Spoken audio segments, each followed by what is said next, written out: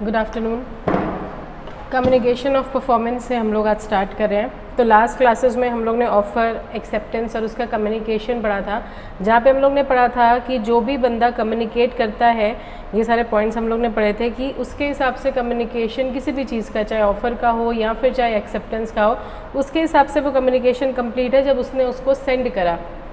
लेकिन जो रिसीवर है उसके हिसाब से कम्युनिकेशन कंप्लीट कब होगा, जब उसको वो चीज़ रिसीव हुई। तो सेंडर चाहे ऑफरर है या एक्सेप्टेंस के लिए सेंडर हमारा एक्सेप्टी है या मतलब ऑफरी है, जब वो लोग कम्युनिकेट करते हैं, जब उन्होंने अपनी कम्युनिकेशन सेंड करी, उनके बिहाफ में वो ख़त्म। लेकिन जब तक दूसरे पार्टी को, रिसीवर तक वो बात पहुँचेगी नहीं, उसको पता नहीं चलेगा कि एक्सेप्टेंस आई है, या हमारे एक्सेप्टर को पता नहीं चलेगा कि ऑफ़र ऐसा कुछ आया भी है कि नहीं। तो यहाँ तक हम लोग ने लास्ट क्लास में कवर किया था।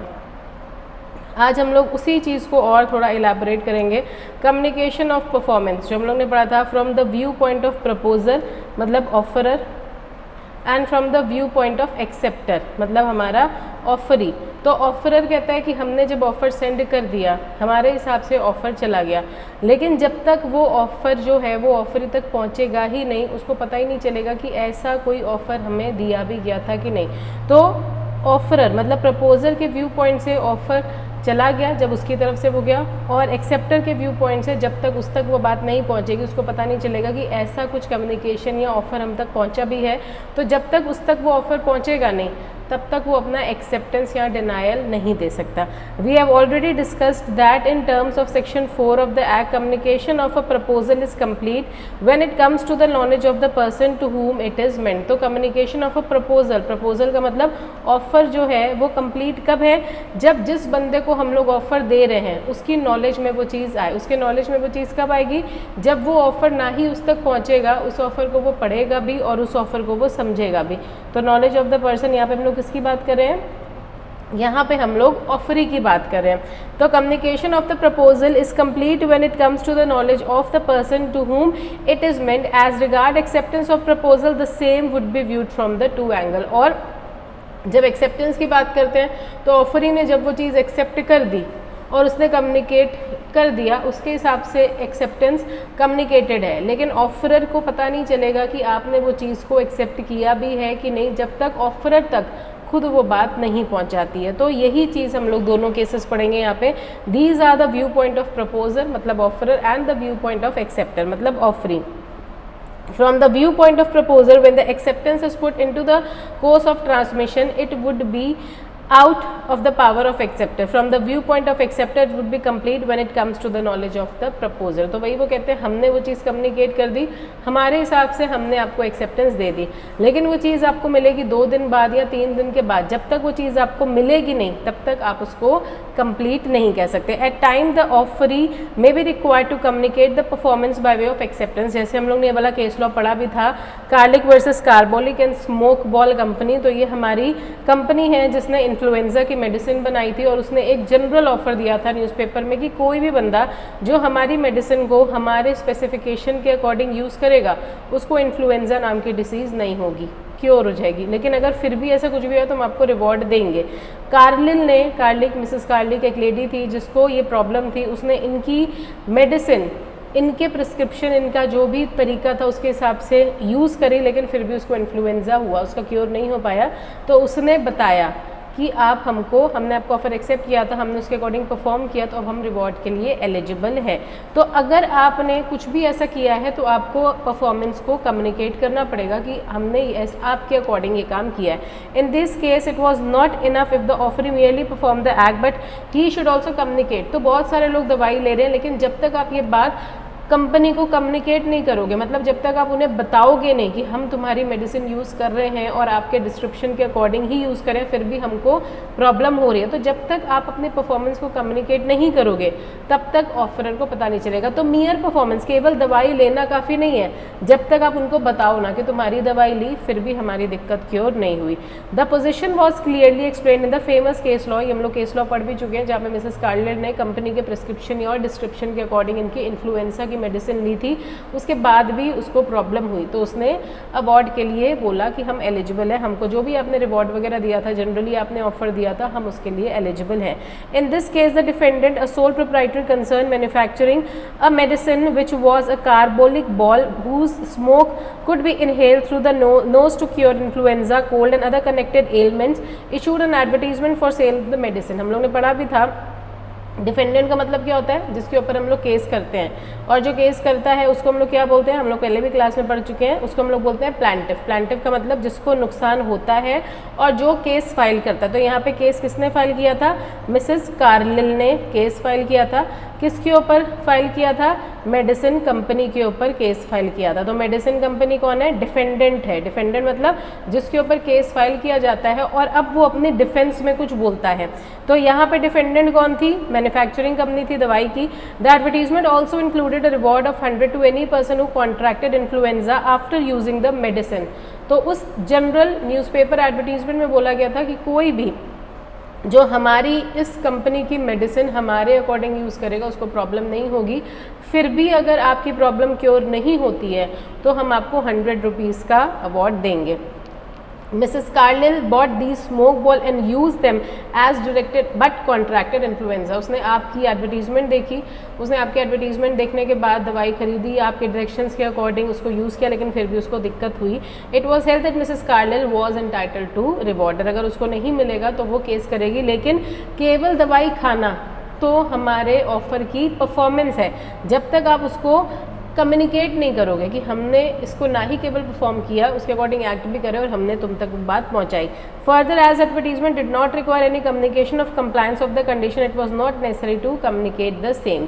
The court thus in the process laid down the following 3 principles. An offer to be capable of acceptance must contain a definite promise by the offerer that would be bound provided the terms specified by him are accepted। तो यहाँ पे उसने offer दिया था company ने, और ये offer एक प्रॉमिस है कि अगर आप उसके टर्म्स के अकॉर्डिंग काम करोगे तो वो आपको इतना अवार्ड देगा। तो आपने उसके टर्म एंड कंडीशंस के अकॉर्डिंग, आपने उसके डायरेक्शंस के अकॉर्डिंग मेडिसिन यूज़ करी, फिर भी आपको दिक्कत हुई, वो बाउंड है अपने टर्म से कि वो आपको 100 रुपये का रिवॉर्ड देगा। ऑफर में भी ईदर पर्टिकुलर और टू पब्लिक। हम लोग ने पढ़ा था ऑफर हमारा स्पेसिफिक ऑफर भी हो सकता है, जो कि एक स्पेसिफिक पर्सन को भी हो सकता है, और हम लोग ने पढ़ा था to a specific group of person भी हो सकता है, और ऑफर हमारा जनरल भी हो सकता है। तो ये जो हमारा ऑफर था ये कौन सा था, ये हमारा जनरल ऑफर था। If an offer is made in form of a promise in return of act, the performance of the act even without any communication is treated as acceptance. तो हर एक बंदा आके पहले ही नहीं बोलेगा कि हम दवाई ले रहे हैं, हम दवाई ले रहे हैं, आप उनके अकॉर्डिंग एक्ट करो। उसके बाद भी अगर आपकी दिक्कत क्योर नहीं होती तो आप उनको ये बात कम्युनिकेट कर सकते हो। उसके बाद आता है revocation of offer and acceptance. तो रिवोकेशन का मतलब क्या होता है, विड्रॉल। ये अपना ऑफर आप विड्रॉ कब कर सकते हो, एक्सेप्टर तक पहुंचने से पहले। और एक्सेप्टर मतलब ऑफर ही अपना एक्सेप्टेंस रिवोक कब कर सकता है, जब वो इन ट्रांजिट है, मतलब ऑफरर तक पहुंचने से पहले आप उसको रिवोक कर सकते हो। If there are specific requirements governing the making of an offer and the acceptance of that offer, we also have specific law governing revocation। तो वो कह रहे हैं जैसे ऑफर कैसे दिया जाए, वैलिड ऑफर क्या है, एक्सेप्टेंस कैसे दिया जाए, वैलिड एक्सेप्टेंस क्या है, communication of offer and acceptance बताए गए, वैसे ही इनको रिवोक, इनको वापस लेने के भी रूल्स इंडियन कॉन्ट्रैक्ट एक्ट में आपको बताए गए हैं। इन terms of section 4, communication of revocation is complete as against the person who makes it when it is put into the course of transmission to the person to whom it is made so as to be out of part to the person who makes it। मतलब हमने जब वो चीज़ का acceptance आपको दिया, अभी वो in transit है, लेकिन आप तक पहुंचने से पहले अगर हमने उसको रिवोक करना है तो आप तक पहुंचने से पहले हम लोग रिवोक कर सकते हैं। As against the person to whom it is made when it comes to the knowledge, और जिसको दिया जाता है जब उसको पता चल जाता है तो वो चीज़ रिवोक हो जाती है। The above law can be illustrated as follow. If you revoke your proposal made to me by telegram, the revocation will be complete as far as you are concerned when you have dispatched the telegram, but as far as I am concerned it will be complete only when I receive, मतलब जैसे हम लोग का offer और acceptance का communication ज़रूरी है वैसे ही रिवोकेशन का भी कम्युनिकेशन ज़रूरी है। हमने आज रिवोकेशन का टेलीग्राम आपको भेजा, हमारे हिसाब से रिवोकेशन कंप्लीट, लेकिन सामने वाले बंदे को तो नहीं पता कि रिवोकेशन का भी कोई टेलीग्राम आना है कि नहीं। उसके हिसाब से रिवोकेशन कब कंप्लीट होगा, जब उस तक वो चीज़ पहुँचे, मतलब उस तक वो चीज़ कम्युनिकेट हुई है। As regard revocation of acceptance, if you go by the above example, I can revoke my acceptance by telegram. This revocation of acceptance by me will be complete when I dispatch the telegram, and against you when it will be complete when it reaches you. तो हमने जब revocation का Telegram भेजा, हमारे हिसाब से हमने offer या एक्सेप्टेंस को रिवोक कर दिया, कैंसिल कर दिया, लेकिन जब तक रिसीवर तक वो चीज़ पहुंचेगी ही नहीं तब तक उसको ऐसा कुछ पता नहीं चलेगा कि ऐसा कोई लेटर या ऐसा कोई टेलीग्राम वगैरह आ भी रहा है। तो रिसीवर के अकॉर्डिंग वो कंप्लीट कब होगा, जब वो चीज़ एक्चुअली में उसको पहुंचती है। But the important question for consideration is when a proposal can be revoked and when we can acceptance and when can an acceptance be revoked। तो वही है, प्रपोजल का मतलब ऑफर, ऑफर कब रिवोक हो सकता है, एक्सेप्टेंस तक पहुंचने से पहले, मतलब ऑफरी तक पहुंचने से पहले, उसका एक्सेप्टेंस देने से पहले। मान लो हमने आपको ऑफर दिया है कि कल तक रिप्लाई करना, आपने भी रिप्लाई नहीं किया, लेकिन उसके पहले ही हमने आपको बोल दिया नहीं यार ऑफर रहने दो, हमने किसी और को दे दिया है, तो या तो आपके एक्सेप्टेंस से पहले या फिर वो जो टाइम पीरियड मेंशन्ड है। And when can the acceptance be revoked, हमने आपको एक्सेप्टेंस दिया लेकिन आप तक वो एक्सेप्टेंस पहुंचने से पहले हम उसको रिवोक भी कर सकते हैं। Ordinarily the offeror can revoke his offer before it is accepted. तो ऑफर कब तक कब रिवोक हो सकता है, एक्सेप्टेंस से पहले। इफ़ ही डज तो offeree can not create a contract by accepting the revoked offer. जब आपने एक्सेप्टेंस दी ही नहीं, आपकी एक्सेप्टेंस से पहले ही हमने वो ऑफर किसी और को दिया या और उसने रिवोक भी कर लिया, या फिर हमने आप ही को बोल दिया नहीं यार अब एक्सेप्ट ना करना, हमारा आपके साथ कॉन्ट्रैक्ट करने का मन नहीं है। जब ऑफर रिवोक हो गया है तो रिवोक्ड ऑफर को आप लोग एक्सेप्ट नहीं कर सकते हो। The bidder at an auction sale में withdraw his bid before it is accepted by the auctioneer by fall of hammer. अब सबने टीवी में देखा होगा, बिड्स होते हैं, ऑक्शन से कोई चीज़ बेची जाती है, जो बंदा फाइनल प्राइस बोलता है, मतलब उसके बाद किसी बंदे ने बोली नहीं लगाई, तो एक वहाँ पे बंदा होता है जो अपना हैमर गिराता है। हैमर गिराने से पहले आप अपने प्राइस को विड्रॉ कर सकते हो, लेकिन एक बार हैमर गिर गया, मतलब आपके और जो भी आपका सेलर है उसके बीच में एक बाइंडिंग कॉन्ट्रैक्ट हो गया, तो आप बाइंडेड हो कि जो भी आपने सेल का प्राइस बिड की थी आपको उसमें वो चीज़ खरीदनी पड़ेगी।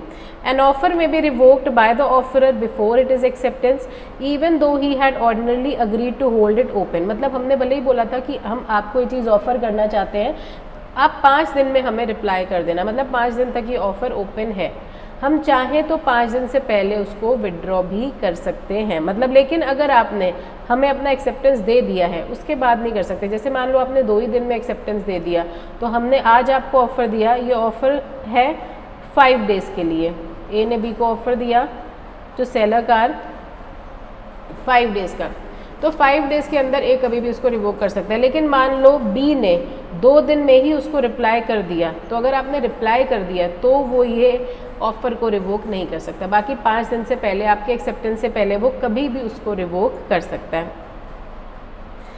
X offered to sell 50 bales of cotton at certain price and promised to keep it open for acceptance by Y till 6 PM of that day। तो X ने B को बोला, X ने Y को बोला कि हम आपको 50 बेल्स ऑफ कॉटन बेचना चाहते हैं, आज 6 बजे तक का टाइम है, अगर तुम्हें रिप्लाई करना है तो रिप्लाई कर सकते हो। मतलब 6 बजे तक ये ऑफ़र आपके लिए ओपन है, तो 6 बजे से पहले या उसके एक्सेप्टेंस से पहले X उसको रिवोक कर सकता है।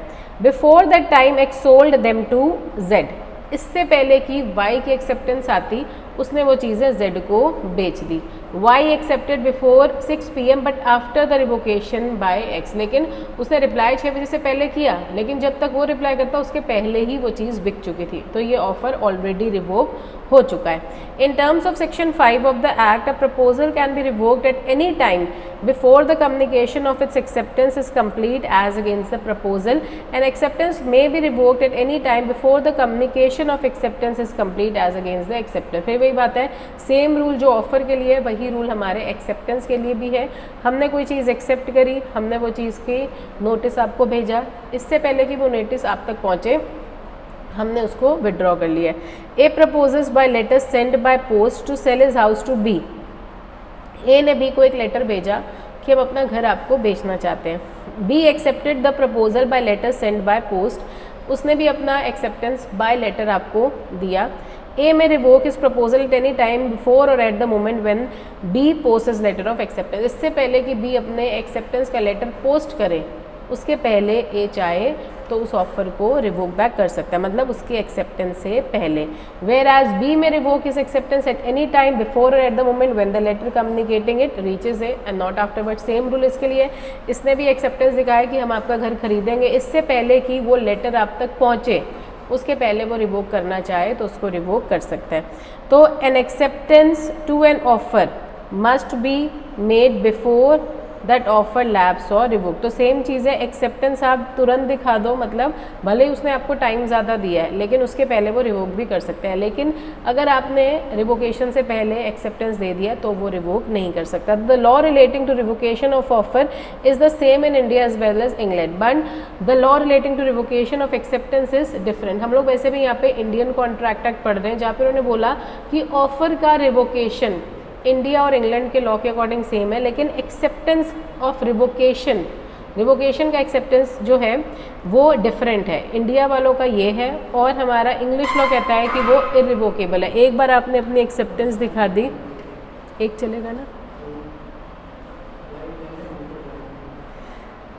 तो इंग्लिश लॉ कह रहा है कि जो हमारा एक्सेप्टेंस है उसको आप रिवोक बैक नहीं कर सकते, तो इंग्लिश लॉ के अकॉर्डिंग वो इरिवोकेबल है। लेकिन इंडियन कॉन्ट्रैक्ट एक्ट के अकॉर्डिंग वो रिवोकेबल है। कब रिवोकेबल है? ऑफरर तक आपका एक्सेप्टेंस पहुंचने से पहले।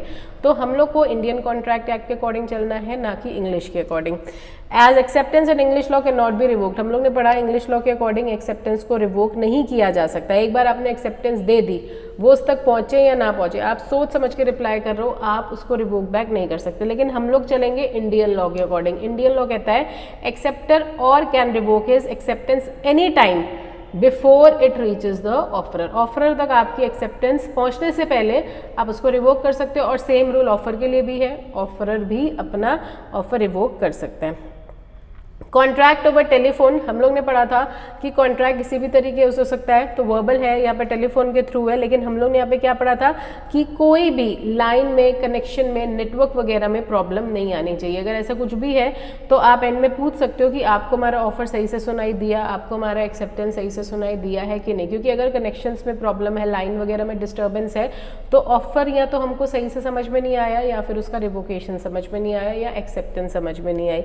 तो revocation of proposal otherwise than by communication, when a proposal is made the proposer may not wait indefinitely for its acceptance। तो हम लोग ने बोला कि जब आपको ऑफर दिया गया है या तो टाइम इज द एसेंस होगा, तो टाइम आपको बताया जाएगा कि इतने टाइम में एक्सेप्ट कर लेना। अगर आप उतने टाइम में एक्सेप्ट नहीं करते हो या अगर टाइम मेंशन नहीं है तो हम लोग क्या पढ़ते हैं, रीजनेबल टाइम। और रीजनेबल टाइम कितना है वो डिपेंड करता है हर केस में। तो रीजनेबल टाइम में आपको अपना एक्सेप्टेंस दिखाना है, नहीं तो उस बीच अगर उसने किसी और को ऑफर दे दिया और उसने एक्सेप्ट कर लिया, आपका ऑफर रिवोक हो जाएगा। तो यहाँ पे हमको और मोड्स बताए गए हैं रिवोकेशन के। सबसे पहला है, आपको हमने नोटिस दे दिया कि नहीं अब ये ऑफर आपके लिए ओपन नहीं है, सीधा सीधा एक्सप्रेसली हमने आपको नोटिस दे दिया। A offered B to sell goods at 5000 through post, but before B could accept the offer A against A received highest bid for the goods from C, so A revoke the offer to B by informing B over the telephone. तो यहाँ पे हमारा expressed revocation है।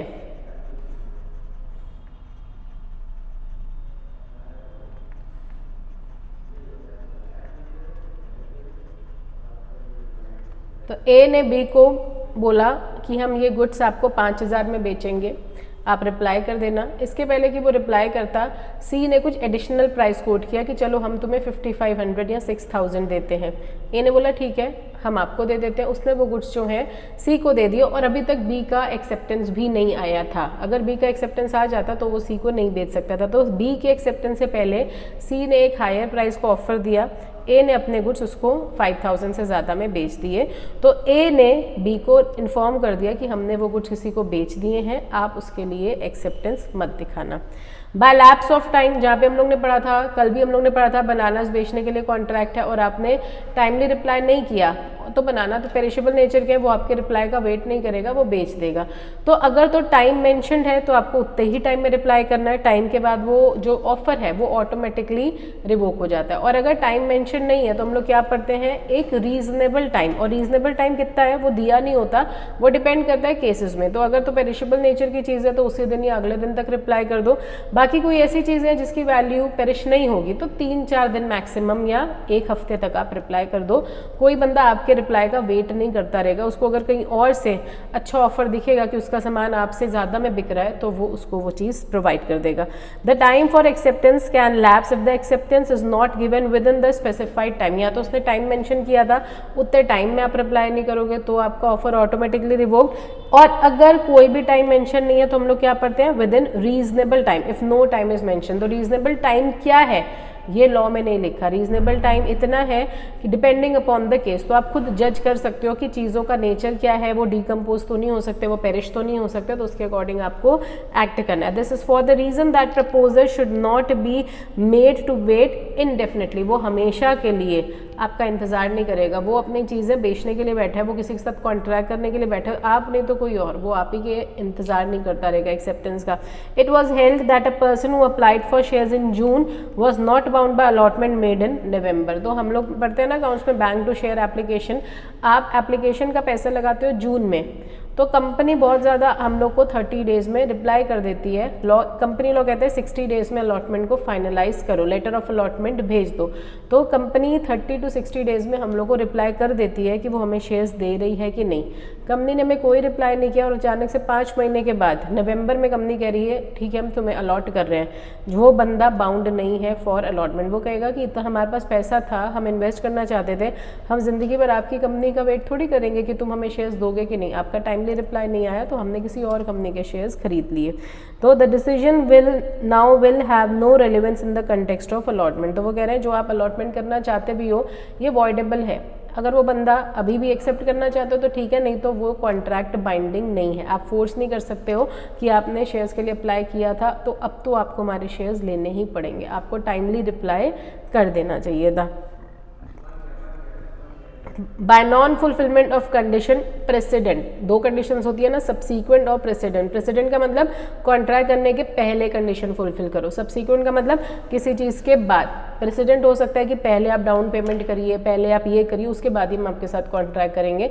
तो अगर कोई condition president है, अगर ऑफरर कहता है कि पहले तुम ये काम करोगे तभी हम आपके साथ कॉन्ट्रैक्ट करेंगे, तो पहले आपको काम करना पड़ेगा तभी वो आपके साथ काम करेगा, नहीं तो वो आपके साथ काम नहीं करेगा, मतलब उसका ऑफर जो है वो रिवोक हो गया।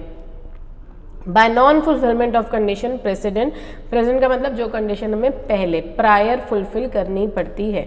When the acceptor fails to fulfil a condition president to acceptance the proposal gets revoke. तो उसने तो पहले ही बोला था कि ये वाली कंडीशन अगर तुम फुलफिल करोगे तभी हम आपके साथ कॉन्ट्रैक्ट करेंगे, तो अगर आप उसके साथ वो कंडीशन फुलफिल नहीं करते हो तो वो आपके साथ कॉन्ट्रैक्ट नहीं करेगा, वो कॉन्ट्रैक्ट वो ऑफर जो है वो ऑटोमेटिकली रिवोक हो गया। This principle is laid down in section 6। The offeror for instance में impose certain condition such as executing a certain document or depositing certain amount of earnest money। earnest money का मतलब हमने आपको last में ही बताया था, इसका मतलब होता है डाउन पेमेंट। अब वो कहता है कि अगर तुम्हें हमारे साथ कॉन्ट्रैक्ट करना है तो हमें ये डॉक्यूमेंट्स दिखाओ या फिर आप पहले इतना डाउन पेमेंट करो। हम लोग बाजार में कोई सामान, इलेक्ट्रॉनिक सामान या कुछ भी खरीदने जाते हैं तो वो कहते हैं ना 25% डाउन पेमेंट करिए तभी ये सामान आपको मिलेगा, तुरंत वो हमारी इंस्टॉलमेंट फैसिलिटी स्टार्ट नहीं करते। तो अगर हम उनको डाउन पेमेंट नहीं करेंगे तो वो अपना सामान हमको नहीं बेचते। तो वो क्या है, कंडीशन प्रेसिडेंट है कि पहले डाउन पेमेंट उसके बाद हम आपके साथ कॉन्ट्रैक्ट करेंगे सेल परचेज का। Failure to satisfy any condition with result in lapse of proposal. तो अगर ऑफरर ने ऑफर देते समय कोई प्रेसिडेंट कंडीशन आपको बताई है तो आपको पहले वो कंडीशन फुलफिल करनी है, नहीं तो ऑफर जो है वो revoked. As stated earlier, condition precedent to acceptance prevent an obligation from coming into existence until the condition is satisfied। तो जब तक आप कंडीशन फुलफिल नहीं करोगे तब तक वो आपके साथ कॉन्ट्रैक्ट करने के लिए बाउंडेड नहीं है। Suppose where A proposes to sell his house to B for 5 lakh provided B leases his land to A। तो यहाँ पे उसने कंडीशन प्रेसिडेंट रखी है कि हम अपना घर आपको 5 लाख में बेचेंगे अगर तुम अपना ये लैंड हमको किराए पे दोगे तो अगर आप किराए पे लैंड नहीं देते हो तो वो घर बेचेगा भी नहीं आपको, तो उसका भी आपको जो ऑफर है वो लैप्स हो जाएगा। तो यहाँ पे कंडीशन प्रेजेंट किया कि पहले तुम अपनी जगह उसको लीज पे दो, तभी वो अपना घर आपको बेचेगा। या फिर बाय डेथ और इंसैनिटी, दोनों में से किसी बंदे की डेथ हो जाती है तो एक बंदा अपने आप के साथ कॉन्ट्रैक्ट तो करेगा नहीं, कॉन्ट्रैक्ट के लिए हमें कम से कम 2 लोगों की ज़रूरत है और दोनों हमारे लिविंग पर्सन होने चाहिए। और इंसैनिटी मतलब साउंड माइंड के होने चाहिए। हम लोग ने जब स्टार्ट किया था कॉन्ट्रैक्टर तभी हम लोग ने पढ़ा था कि एलिजिबिलिटी ऑफ द पार्टीज़ क्या है, पार्टीज़ कॉम्पिटेंट टू कॉन्ट्रैक्ट कब होती है, जब वो मेजर हैं, साउंड माइंड की हैं और सॉल्वेंट है, और कम से कम 2 पार्टीज़ चाहिए। तो अगर एक पार्टी की डेथ हो जाती है, एक अनसाउंड माइंड का हो जाता है या एक एडजुडिकेटेड और इंसॉल्वेंट हो जाता है, तो मतलब ये लोग तो कॉन्ट्रैक्ट कर ही नहीं सकते, तो एक बंदा अपने आप के साथ कॉन्ट्रैक्ट नहीं करेगा। Counter offer ends up into novation. Counter offer का मतलब हमने आपको बोला 100 रुपये में चीज़ बेचेंगे, आपने बोला नहीं मैम 80 रुपये में, तो पहले वाला ऑफर हमारा अपने आप रिवोक हो गया, क्योंकि अब हम देखेंगे कि हमें 80 में बेचना है आपको कि 90 में बेचना है। By non acceptance of the offer according to prescribe or usual made, तो अगर हम लोग ने बोला था कि अगर कोई मोड ऑफ एक्सेप्टेंस प्रिस्क्राइब्ड है तो mode of acceptance is prescribed in offer, कि अगर आपको हमारा ऑफर सही लगता है तो हमें व्हाट्सएप के थ्रू रिप्लाई करें या मेल के थ्रू रिप्लाई करें या फ़ोन के थ्रू रिप्लाई करें। तो अगर कोई पर्टिकुलर मोड ऑफ एक्सेप्टेंस बताया गया तो आपको उसी मोड से रिप्लाई करना है। अगर आप उस मोड से रिप्लाई नहीं करोगे, भले ही आपने अपनी एक्सेप्टेंस शो करी है but by some other mode, तो भी हम लोग उसको एक वैलिड एक्सेप्टेंस नहीं मानेंगे। तो अगर मोड स्पेसिफाइड है तो आपको उसी मोड से एक्सेप्ट करना है। और उसके अलावा हम लोग ने पढ़ा था हमारा कॉन्ट्रैक्ट का जो बेस है, ऑब्जेक्ट है, वो लीगल होना चाहिए, वो अपोज टू पब्लिक पॉलिसी नहीं होना चाहिए, किसी का नुकसान करने के लिए नहीं होना चाहिए। ऐसा कुछ भी ना हो कि हम लोग लॉ के प्रोविजंस को डिफीट करें, हम लॉ के अगेंस्ट जाएं। ऐसा कुछ भी अगर आप काम करोगे तो हमारा लॉ ऐसी चीज़ों को इन्फोर्सिएबल नहीं मानता। तो कॉन्ट्रैक्ट वो है which is agreement plus enforceable at law. अगर किसी चीज़ का ऑब्जेक्टिव इलीगल है तो बदले में जो कंसीडरेशन है वो भी इलीगली होगी। तो इसीलिए कॉन्ट्रैक्ट्स आपके इलीगल नहीं होने चाहिए, लॉ के दायरे में ही होने चाहिए। तो इस केस में भी आपका ऑफर जो है वो रिवोक हो जाएगा। तो ये था हमारा फर्स्ट यूनिट। अब हम लोग स्टार्ट करेंगे अपने सेकेंड यूनिट से, कंसीडरेशन से।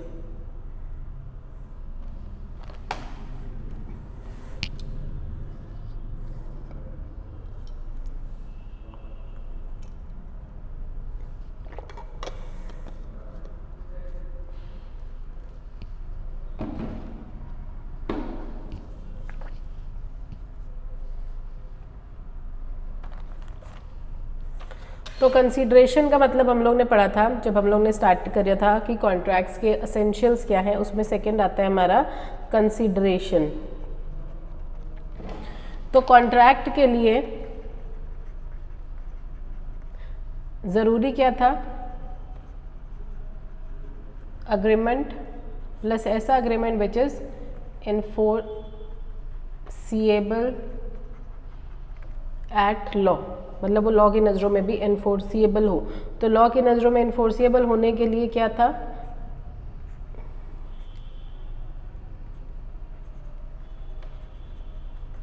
ऑफर एंड एक्सेप्टेंस, जो हम लोग ने पहले वाले चैप्टर में पढ़ा है, और कॉम्पिटेंस ऑफ पार्टीज़।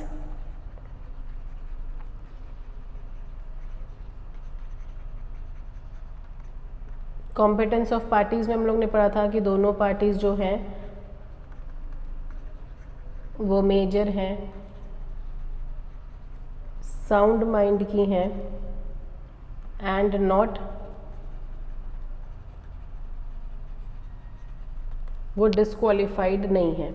उसके बाद हमारा आया था कंसीडरेशन, जो हमारा ये चैप्टर है। तो जो भी हम लोग ने पॉइंट्स पढ़े थे उनके अलग अलग आपके चैप्टर्स हैं। तो ये सेकंड आता है हमारा कंसीडरेशन, जिसको लॉ की नज़रों में, लॉ की लैंग्वेज में हम लोग कहते हैं quid pro Q. Quid pro Q का मतलब क्या है, something in return.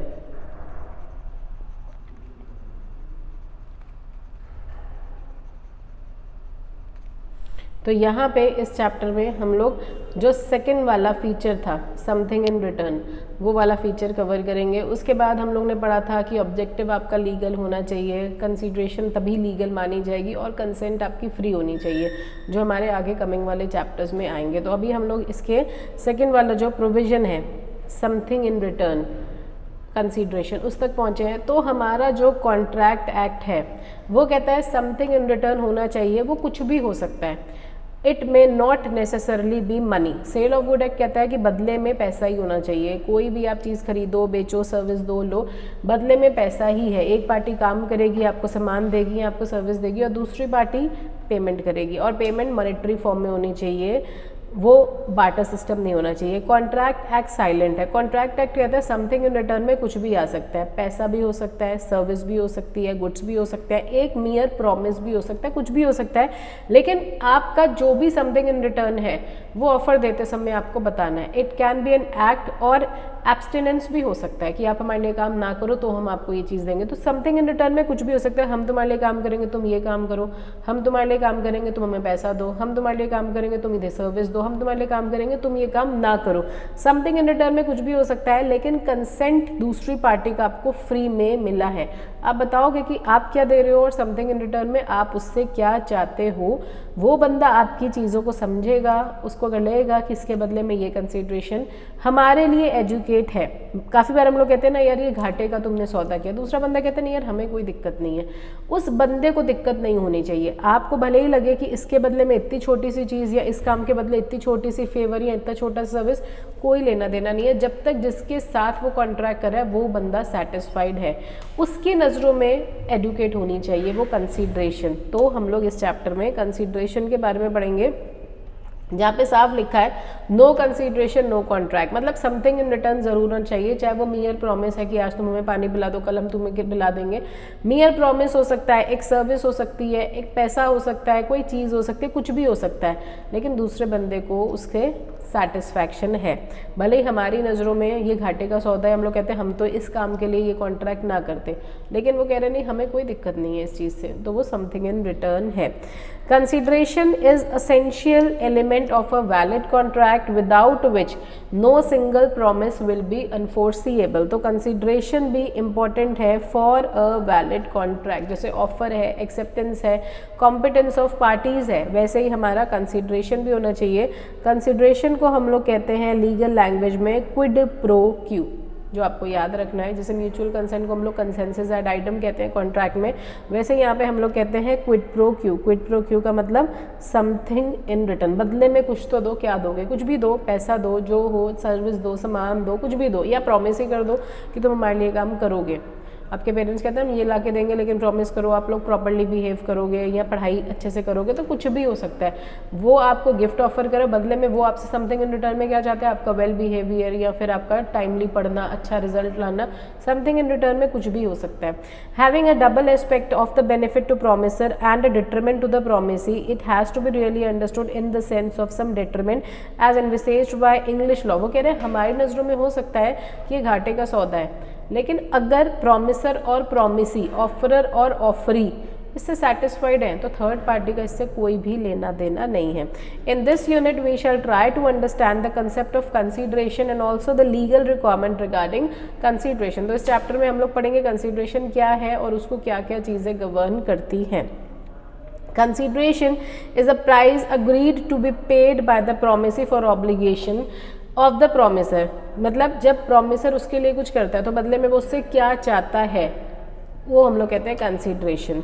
A valuable consideration in the sense of a way may consist either of some right. हम आपको ये राइट देंगे, तुम ये करोगे, हम अपनी स्कूटी चलाने को तुम्हें देंगे। काफ़ी होता है ना, हम लोग के छोटे भाई बहन जो नई नई स्कूटियाँ कार चलाना सीखे, उनको बड़ा रहता है स्कूटी की राइट चाहिए, तो हम लोग कहते हैं ये काम कर दो, हम आपको स्कूटी चलाने देंगे। या हर चीज़ वो मम्मी से कहते हैं कि हम ले आए ये सामान घर का कि हमको स्कूटी चलाने को मिल जाए, तो उनको वो राइट चाहिए, बदले में वो आपके लिए काम कर देंगे। और उनको क्या चाहिए? आपकी स्कूटी की चाबी। छोटे बच्चे आपकी बात मानते क्यों?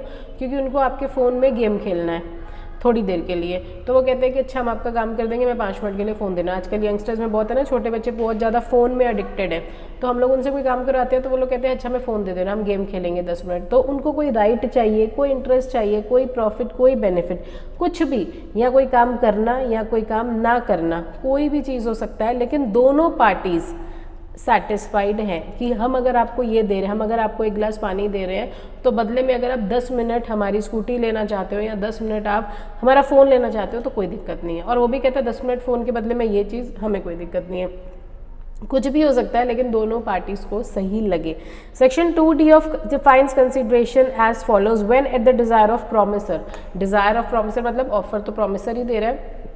एक बंदा ऑफर देगा, भाई अपने ऑफर में बताता है ना तुम ये करो हम ये देंगे तुमको, अगर दूसरे बंदे को सही लगता है तो ठीक है, नहीं तो वो क्या करता है, काउंटर ऑफर देता है। तो ये वाला जो ऑफर है, हम लोग ने अभी ऊपर वाले चैप्टर में क्या पढ़ा, ऑटोमेटिकली रिवोल्व हो जाता है काउंटर ऑफर के समय।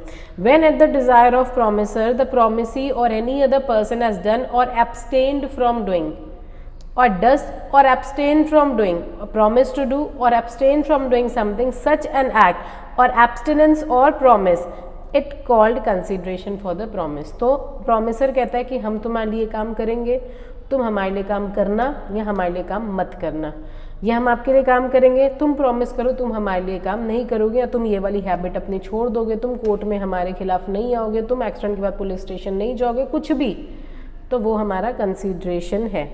Consideration is an act doing something. Consideration मतलब हम अगर आपके लिए कर रहे हैं तो बदले में आप हमारे लिए क्या करोगे, दोनों पार्टीज को कुछ ना कुछ करना है। Ajay guarantees Bhuvan for payment of price of goods which Bhuvan wanted to sell on 1 month credit to Chaitanya. Here selling of goods on credit by Bhuvan to Chaitanya is consideration for as promise. तो ए ने गारंटी करा भुवन को कि हम आपको पेमेंट कर देंगे, तुम चैतन्य को 1 महीने के गुड्स क्रेडिट पे दे दो, 1 महीने के लिए गुड्स दे दो, वो तुम्हें पैसा दे देगा, अगर नहीं देगा तो हम आपका पेमेंट करेंगे। तो अजय कौन है, श्योरिटी, भुवन कौन है, डेटर, और भुवन कौन है, क्रेडिटर, और चैतन्य कौन है, डेटर। तो चैतन्य को भुवन से कुछ गुड्स चाहिए हैं क्रेडिट पे, उधार पे। भुवन कह रहे हैं कि हम तुम्हें नहीं जानते, हम ऐसे कैसे तुम्हें उधार पे गुड्स दे दें। तो अजय गारंटी लेता है कि तुम उसको गुड्स दे दो। अजय ने दिया, भुवन ने दिए गुड्स, बदले में उसको क्या मिला, समथिंग इन रिटर्न में, पैसा नहीं, अजय की गारंटी कि वो पेमेंट करेगा, नहीं करेगा तो हम बैठे हुए हैं। तो ये भी समथिंग इन रिटर्न है कि उसने दिया तो उसको बदले में गारंटी मिली, तसल्ली मिली है कि हमें हमारा पैसा मिल जाएगा चैतन्य से, अगर चैतन्य से नहीं मिला तो अजय से तो मिल ही जाएगा। A college promises student who will score above 95% for job in MNC. Consideration need not be monetary। हम लोग ने पहले ही पढ़ा कि consideration ज़रूरी नहीं पैसा ही हो, something in return में कुछ भी हो सकता है। Here the promise for recruitment of candidate will be considered consideration of the act scoring। तो यहाँ पे कॉलेज बच्चों से क्या चाहता है कि तुम 95% से ज़्यादा लाओ, हम आपकी मेहनत चाहते हैं कि तुम पढ़ो, और बच्चे क्या चाहते हैं, समथिंग इन रिटर्न बच्चों को क्या मिल रहा है, जो 95+ लाएंगे हम उनको अच्छे एमएनसीज में जॉब दिलवाएंगे। तो बच्चों को मिल रही है जॉब और कॉलेज वालों को मिल रहा है अच्छा स्कोर। तो ये है एन एक्ट कि हमारे लिए कुछ काम करो। कॉन्ट्रैक्ट कोई काम ना करने का भी हो सकता है, हम लोग जिसको कहते हैं एब्सटिनेंस, ये काम ना करो। आपके पेरेंट्स कहते हैं ना ये आप में बहुत बैड हैबिट है, ये मत करो तो हम तुम्हें ये देंगे, उसके साथ मत बोलो, रात को घूमने मत जाओ, तो कुछ मना वो करते हैं, तो हम वो कहते हैं बदले में तुम्हें ये देंगे, तुम उसके साथ मत जाओ, तुम ये मत करो, तुम ये वाली अपनी हैबिट छोड़ दो, इतनी देर फ़ोन पे मत लगा करो, इतनी देर लैपटॉप पे मत लगा करो, देर रात तक उठा मत करो फ़ोन देखने के लिए, तो ये काम मत करो तो हम आपको देंगे। तो वो बदले में आपको ये काम करने से रोक रहे हैं। तो ऊपर क्या था, वो ये काम करवाना चाहते हैं, यहाँ पे वो कह रहे हैं मत करो। Abhishek promises Bharati not to file a suit against him if she would pay him 1 lakh. A ने भारती को बोला कि ठीक है हम तुम्हारे खिलाफ केस फाइल नहीं करेंगे, बदले में हमें क्या चाहिए, 1 लाख रुपए। तो भारती अगर उसे 1 लाख देगी तो वो कोई काम करने से अपने आप को एब्सेंट कर लेगा कि हम आपके खिलाफ केस नहीं करेंगे। Here abstinence on the part of Abhishek would constitute consideration. तो भारती कहती है ठीक है हम 1 लाख देंगे तो बदले में हमें क्या मिलेगा, वो कह रहा है हम तुम्हारे खिलाफ कोर्ट में नहीं जाएंगे, हम ये काम नहीं करेंगे। तो ये कंसिडरेशन है। ABC has a shop of electric items, XYZ wishes to open another electric shop next to his shop. ABC की बहुत अच्छी इलेक्ट्रिक शॉप है, XYZ उसको कंपटीशन देने के लिए, उसको लग रहा है मार्केट काफ़ी अच्छी है, लोग आते हैं और मार्केट में एक ही दुकान है तो हम भी इसके बगल में एक और दुकान खोलें। ABC ने उसको ऑफ़र किए 2 लाख रुपए कि तुम हमारे बगल में दुकान मत खोलो, बहुत टफ कंपटीशन हो जाएगा, 2 लाख रुपए देते हैं, कम से कम 1 किलोमीटर की दूरी बना के रखो हमसे। उसने बोला ठीक है 2 लाख रुपए दो, हम यहाँ पे शॉप नहीं खोलेंगे। तो it is an act of abstinence. Consideration must be the desire of promisor. वो प्रोमिसर बोलेगा ये नहीं करोगे तुम ये देंगे, दूसरा बंदा कुछ बोलता है तो वो क्या हो जाता है, काउंटर ऑफर हो जाता है। Consideration may move from the promisee or any other person. Consideration मतलब वो लेकिन आपसे भी कुछ चाहता है कि अगर हम तुम्हें बदले में ये दे रहे हैं तो तुम हमें बदले में ये दोगे, ये हमारे लिए काम करोगे, या फिर तुम ये काम करने से अपने आप को एब्सेंट करोगे, तभी हम ये कंसिडरेशन आपको देंगे। कंसिडरेशन में भी पास्ट, प्रेजेंट और फ्यूचर। पास्ट की भी हो सकती है, हमने तुम्हें कल पानी पिलाया था तो आज तुम हमें ये लेके दो। कंसिडरेशन प्रेजेंट हो सकती है, अभी हम तुम्हें 2 लाख रुपए देंगे, तुम अपनी दुकान यहाँ से शिफ्ट करो। कंसिडरेशन फ्यूचर में भी की भी हो सकती है, जैसे ये वाली कंसिडरेशन थी कि 1 महीने के बाद हमारी जो ड्यूटी है वो अराइज होगी, अभी तुम इसको सामान क्रेडिट पे दे दो और अगले महीने तक अगर ये पेमेंट नहीं करेगा तो हम भी आपको देंगे। तो हमारी कंसिडरेशन फ्यूचर के लिए भी हो सकती है, but it should be contained in the term and condition, जो कि हमारा ऑफर ही है। अगर वो सेटिस्फाइड होगा तो एक्सेप्ट करेगा, सेटिस्फाइड नहीं होगा तो वो उसको एक्सेप्ट नहीं करेगा। कंसिडरेशन का मतलब कोई भी प्रॉमिस, आप ये काम करो हम ये काम करेंगे, आप ये काम करो हम आपके लिए काम नहीं करेंगे। कोई भी परफॉर्मेंस जो पार्टीज एक दूसरे से एक्सचेंज करती है, कोई भी राइट, कोई भी बेनिफिट, कोई भी प्रॉपर्टी, कोई भी लॉस, कोई भी डिटरमेंट, कुछ भी, लेकिन दोनों पार्टी सेटिस्फाइड हैं उस चीज़ से। थर्ड पार्टी का यहाँ पे इंटरफेरेंस नहीं होना चाहिए। उसके बाद आते हैं हमारे legal rules regarding consideration.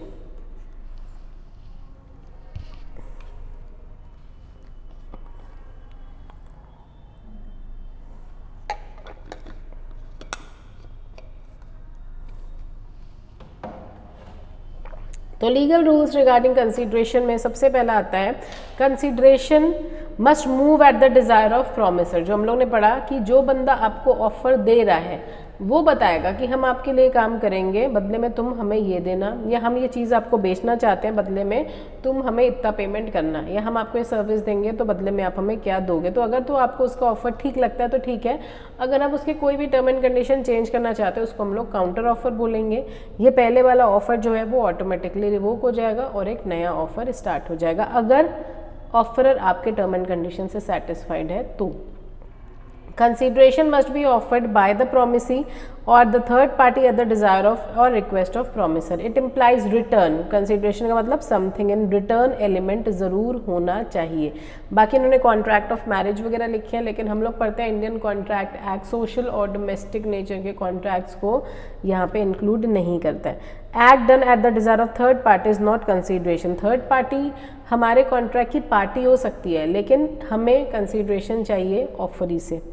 In Durga Prasad versus Baldev, D promised to pay P a certain commission on articles which would be sold through their agency in the market.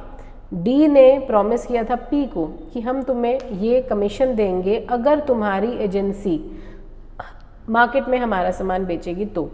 Market was constructed by P eight the desire of C। उसने market में सामान बेचा लेकिन D के कहने पर नहीं, C के कहने पे। तो जब आपने C के कहने पे सामान बेचा तो D was not bound to pay consideration. तो जब तुमने सामान बेचा ही C के कहने पे है तो तुम कंसिडरेशन भी C से मांग सकते हो, D से नहीं मांग सकते हो। तो D ने बोला कि तुम अगर हमारा ये वाला सामान मार्केट में बेचोगे तो हम तुम्हें ये कमीशन देंगे। आपने वो सामान D के कहने पे बेचा होता, फिर भी अगर D आपको कमीशन ना देता तो वो लायबल था। आपने वो सामान बेचा लेकिन C के इंस्ट्रक्शन के अकॉर्डिंग, C के कहने के अकॉर्डिंग, तो C will be liable to pay commission, not D। R save excess good from fire without being asked to do so. R cannot demand any reward। जिसको हम लोग ने पढ़ा था कॉजी कॉन्ट्रैक्ट्स भी कुछ होते हैं कि हम लोग को ये काम करना चाहिए। हमारे घर के बगल वाले घर में कोई आग लग गई है या हमें लग रहा है उनके घर में चोर घुस गए तो हम पुलिस को बुलाते हैं। तो उनके साथ हमारा कोई कॉन्ट्रैक्ट नहीं था कि अगर उनके घर में आग लग जाएगी या चोर घुस जाएंगे तो हम पुलिस को बुलाएंगे, हम फायर ब्रिगेड को बुलाएंगे। हमारी ये वॉलेंट्री एक्ट है, कॉजी कॉन्ट्रैक्ट है, ड्यू टू सोशल जस्टिस की हमें किसी की मदद करनी चाहिए। अगर वो हम लोग होते हैं ना, काफ़ी लोग हमारे लिए फेवर करते हैं तो हम लोग बदले में उनको गिफ्ट दे देते हैं या कुछ, अगर हम देते हैं तो ठीक है, अगर हम नहीं देते हैं गिफ्ट तो वो बंदे हम क्लेम नहीं कर सकते कि हमने आपके लिए इतना बड़ा काम किया तो गिफ्ट ही दे दो कम से कम, क्योंकि हमारे और उनके बीच में कोई भी बाइंडिंग कॉन्ट्रैक्ट नहीं था। Consideration may move from the promisor or any other person. In India consideration may proceed from the promisee or any other person is not a party to contract, जहाँ पे ऊपर हम लोगों ने डेटर क्रेडिटर और surety वाला भी example पढ़ा। The definition of consideration as given in section 2D makes that preposition clear. According to definition, when at the desire of promisor, promisee or any other person does something, such an act is consideration. जब promisor कहता है तुम हमारे लिए काम करो तो हम तुम्हारे लिए काम करेंगे, तो वो एक्ट ही कंसिडरेशन है, क्योंकि हम लोग ने क्या पढ़ा था, कंसिडरेशन समथिंग इन रिटर्न में ज़रूरी नहीं है पैसा भी हो, उसमें कुछ सर्विस भी हो सकती है कि आप हमारे लिए काम करो। In other words, A can be stranger to consideration, हो सकता है हम बोले हम तुम्हें ये चीज़ दे रहे हैं लेकिन तुम उसकी मदद करोगे तब, तो थर्ड पार्टी भी उसका पार्टी हो सकती है, स्ट्रेंजर भी है, वो कॉन्ट्रैक्ट के लिए बीच में आ सकता है हम लोग की कंसेंट से। हम लोग यहाँ पे स्ट्रेंजर के साथ कॉन्ट्रैक्ट नहीं करें, लेकिन स्ट्रेंजर के लिए कॉन्ट्रैक्ट हम लोग कर सकते हैं। An old lady made a gift of her property to her daughter with the direction to pay a certain sum of money to the maternal uncle by way of annuity। तो एक lady ने अपनी बेटी को property gift में दी और उसने बोला कि हम ये प्रॉपर्टी तुम्हें गिफ्ट में इसीलिए दे रहे हैं ताकि तुम कुछ हिस्सा अपने मटर्नल अंकल, मतलब उनके आंटी के जो भी भाई बहन वगैरह होंगे उनके अंकल को आप एन्युटी में दो। तो एक लेडी ने अपनी बेटी को प्रॉपर्टी गिफ्ट करी और बदले में वो क्या चाहती है, प्रॉपर्टी तुम रखो लेकिन हर महीने इतना अमाउंट इस प्रॉपर्टी से अपने मामा को या जो भी उनके रिलेटिव है उनको भी दो। तो कंसीडरेशन क्या है, लेडी ने प्रॉपर्टी दी और बेटी क्या देगी, कंसीडरेशन अंकल को, एक स्ट्रेंजर को। On the same day daughter executed a writing in favour of brother agreeing to pay annuity. उसने बोला ठीक है हम एन्युटी पे करेंगे, उसने अपने भाई के साथ कॉन्ट्रैक्ट किया कि ठीक है प्रॉपर्टी मिलेगी, हम लोग प्रॉपर्टी रखेंगे और जो भी एन्युटी वगैरह है वो हम लोग अपने अंकल को देंगे। The daughter did not however pay annuity and the uncle sued to recover it. लेकिन डॉटर को जब प्रॉपर्टी मिली, मतलब ओल्ड लेडी ने अपना प्रॉमिस निभाया, बेटी ने अपना प्रॉमिस नहीं निभाया, उसको बदले में क्या करना था, अंकल को भी कुछ हिस्सा देना था, उसने अंकल को हिस्सा नहीं दिया और वो पूरी प्रॉपर्टी खुद एंजॉय कर रही थी।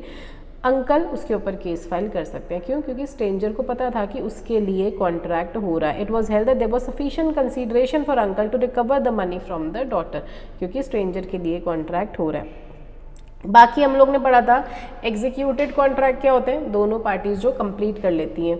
हमने आपको प्रॉपर्टी बेची, आपने 5 लाख रुपए दे दिए, जो भी प्रॉपर्टी की वैल्यू थी, दोनों ही पार्टीज ने अपनी अपनी ऑब्लिगेशन कर दी, तो वो एग्जीक्यूटेड है। एग्जीक्यूटरी का मतलब क्या, इन प्रोसेस।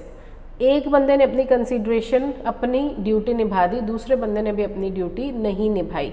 हम लोग ने पढ़ा था एग्जीक्यूटरी हमारी बायलेटरल भी हो सकती है, मतलब दोनों ही पार्टी ने अपना अपना काम करना है अभी, और यूनिलेटरल भी हो सकती है, मतलब एक बंदे ने अपनी प्रॉमिस निभा दी और दूसरे बंदे की भी बारी है।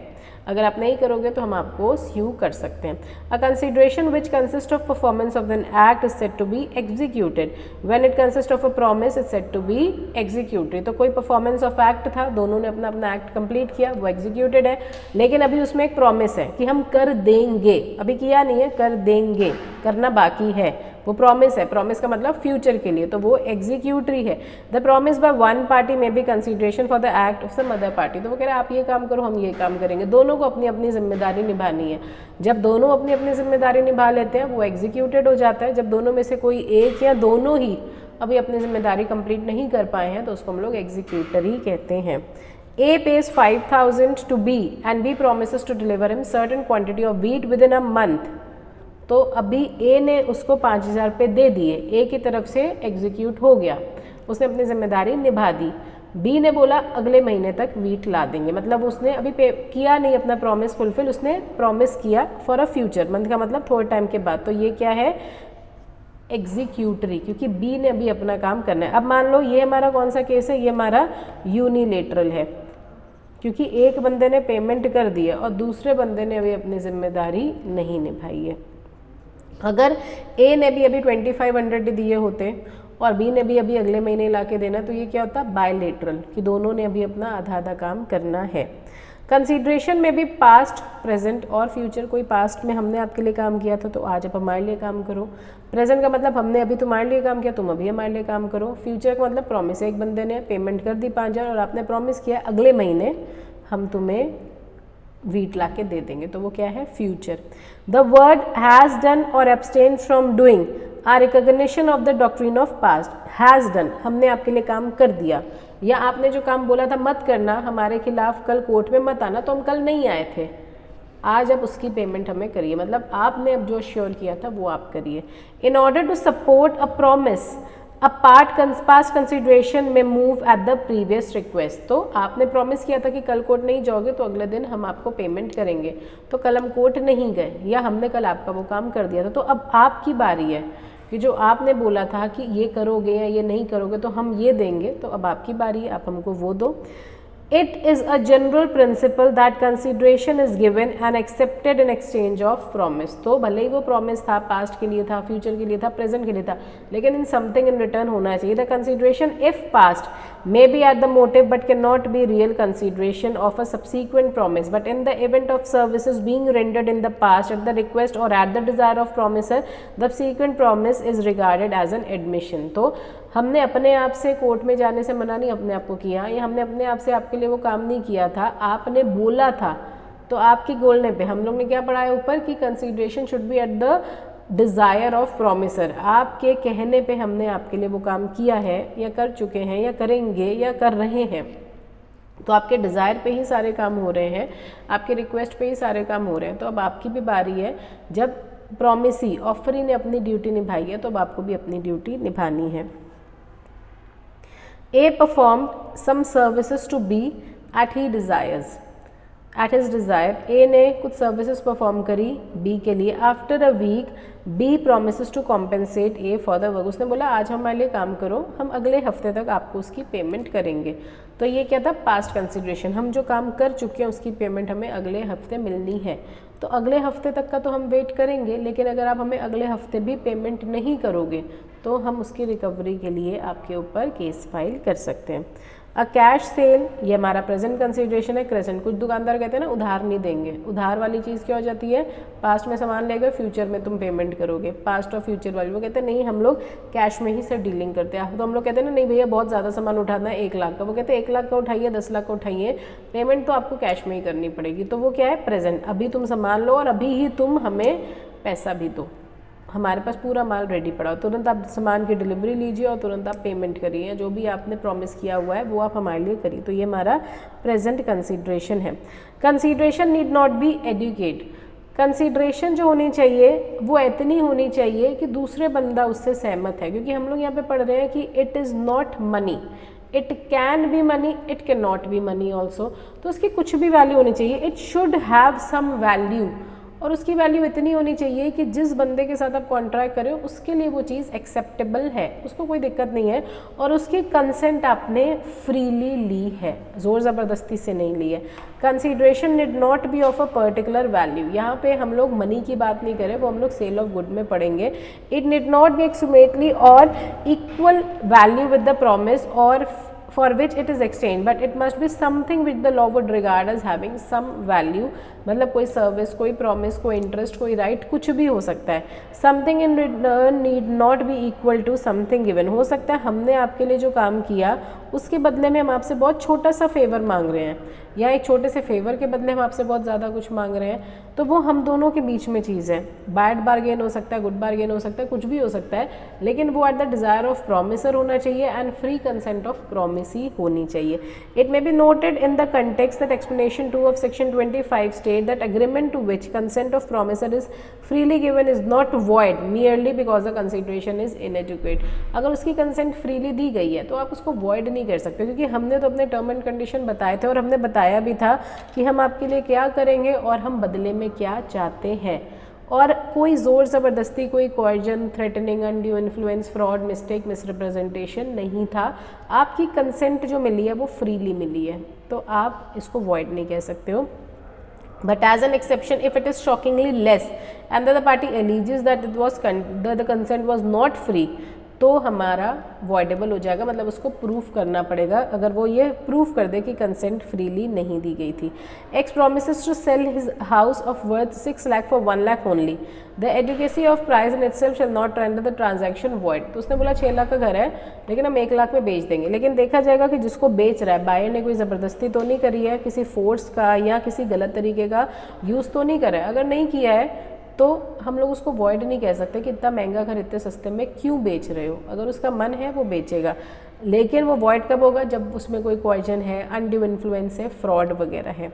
Performance of what one is legally bound to perform, लेकिन हम लोग ने क्या पढ़ा था, आपका कॉन्ट्रैक्ट लीगल होना चाहिए। अगर कॉन्ट्रैक्ट लीगल है तभी कंसीडरेशन लीगल है। कॉन्ट्रैक्ट मर्डर किडनैपिंग का है या इंसाइटमेंट ऑफ एन ऑफेंस का है तो उसके बदले में भी जो आप दे रहे हो वो भी इलीगल ही है, क्योंकि वो एनफोर्सिएबल एट लॉ नहीं है। The performance of the act by a person who is legally bound to perform the same can not be considered for a contract. जो चीज़ हमारी लीगल ड्यूटी है कि ये तो हमने करना ही करना है, वहाँ पे कोई हमारा नई चीज़ नहीं होगी, क्योंकि ये तो लीगल ड्यूटी है। कॉन्ट्रैक्ट का मतलब वो हमारी लीगल ड्यूटी नहीं है, लेकिन आपके कहने पर, अब मम्मी की ड्यूटी है कि सुबह उठेंगी, सबके लिए खाना बनाएंगी, बच्चों को तैयार करेंगी, उनकी ड्यूटी है, किसी के कहने पर वो ये काम नहीं करती। कॉन्ट्रैक्ट का मतलब हमारी वो लीगल ड्यूटी नहीं है, लेकिन आपके कहने पर हम वो काम करते हैं। Consideration must be real, consideration real होनी चाहिए, मतलब possible of being performed.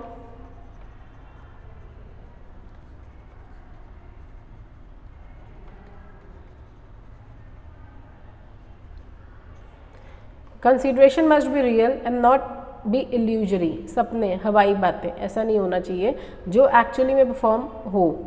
It must be something to which the law attaches some value. If it is legally or physically impossible it is not consideration. A man promises to discover treasure by magic या bringing a dead person to live live again, ऐसी सारी चीज़ें हमारी void हैं। Consideration should not be unlawful, immoral or oppose to public policy. Law के against अगर आपने कोई काम किया है, उसके बदले में अगर आप कुछ देते भी हो तो कंसिडरेशन भी आपकी इलीगल है। जैसे लोग घूस लगा के, घूस दे के जॉब लगवाते हैं या कुछ भी ऐसा काम करते हैं, पेपर्स निकलवाते हैं, तो आपका ऑब्जेक्टिव ही इलीगल है। कोई इलीगल काम करने के लिए आप घूस दे रहे हो, तो जिस चीज़ का ऑब्जेक्टिव ही इलीगल है वो चीज़ की कंसिडरेशन भी इलीगल ही मानी जाती है। Only presence of consideration is not sufficient, इतना काफ़ी नहीं कि बदले में हम तुम्हें कुछ दे रहे हैं। हम किस चीज़ के बदले में तुम्हें ये चीज़ ऑफर कर रहे हैं, अगर हम जिस चीज़ के बदले में दे रहे हैं वो चीज़ लीगल है तभी कंसिडरेशन लीगल है। जो काम हमने आपको करने को बोला है, अगर वो काम ही इलीगल है तो बदले में जो चीज़ दी जा रही है वो भी इलीगल ही मानी जाएगी। Anything which is immoral or oppose to public policy also can not be valued as valid consideration. तो इमोरल है, किसी का नुकसान, किसी की प्रॉपर्टी का नुकसान, किसी को कोई गलत काम करने के लिए उकसाना, मर्डर, किडनैपिंग, ये सारे अनलॉफुल हैं। ABC limited promises to give job to mister M in government bank against payment of 50,000 is void. उसने बोला कि हम आपको सरकारी बैंक में जॉब दिलवाएंगे अगर आप हमें 50,000 की घूस दोगे तब। तो ये घूस देना और जॉब लेना, मतलब आपके जॉब की वजह से, क्योंकि आप घूस दे सकते हो, मतलब जो बंदा क्वालिफाइड है उसको नहीं मिलेगी जॉब क्योंकि उसके पास पैसा नहीं है देने के लिए, तो आप ये पैसा ऑफर कर रहे हो ताकि आपको जॉब मिले, तो आपका जो ऑब्जेक्टिव है वो अनलॉफुल है, तो ये कंसिडरेशन भी अनलॉफुल है। स्यूड बाय थर्ड पार्टी से हम लोग नेक्स्ट क्लास में स्टार्ट करेंगे। Thank you.